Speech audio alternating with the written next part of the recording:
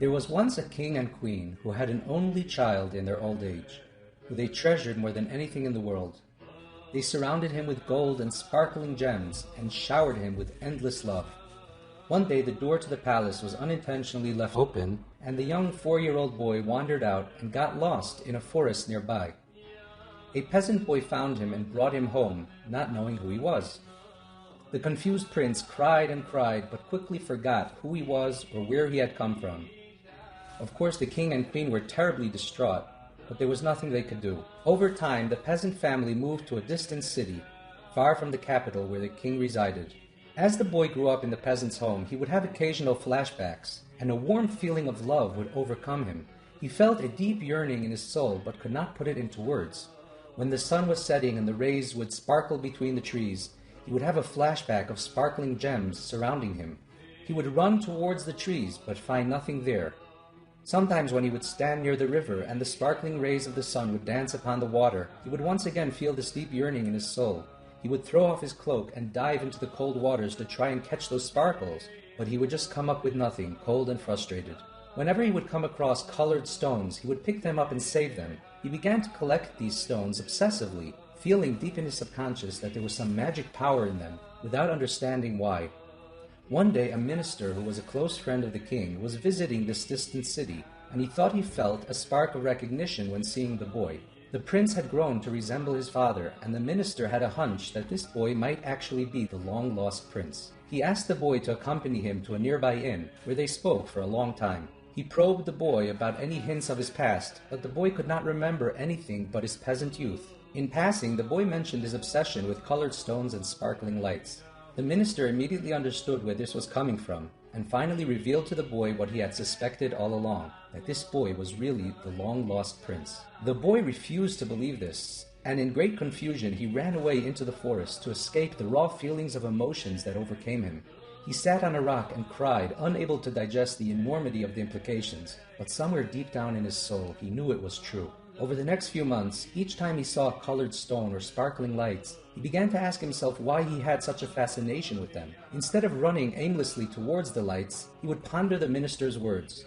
Over time, he began to slowly make his way in the direction of the capital city. Whenever he would see sparkling lights between the trees or on the water, he would feel a deep sense of yearning. But now, instead of jumping into the water or running into the trees, it would spur him on to where he felt his heart truly belonged.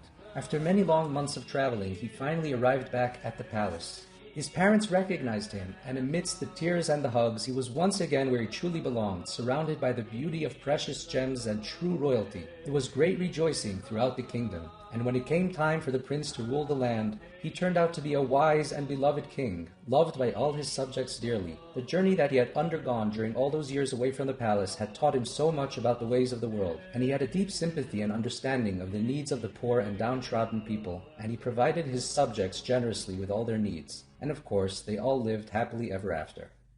You know, my friends, in the incredibly beautiful piyut of Yedid Nefesh, written by Rav Elazar Azkari, who lived in the 16th century, describes the yearning of our souls for the closeness of Hashem, calling Hashem the Yedid Nefesh, our soulmate. And the piyut says, Yerav lo yedidoisecha minoifes tzuf v'chol ta'am. Your close friendship is more precious to our souls than all the pleasures of this world.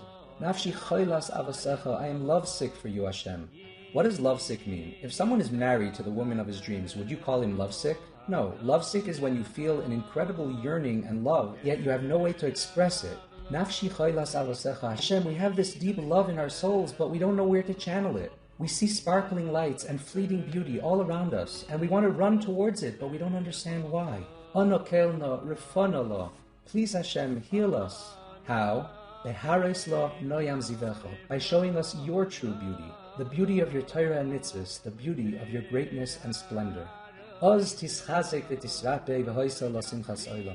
Then we shall be strengthened and healed, and our souls will bask in everlasting joy.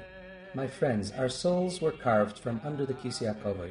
We were created so close to Hashem, surrounded by sublime light and cradled in Hashem's loving arms. But we were sent down to this dark and coarse world on a difficult journey.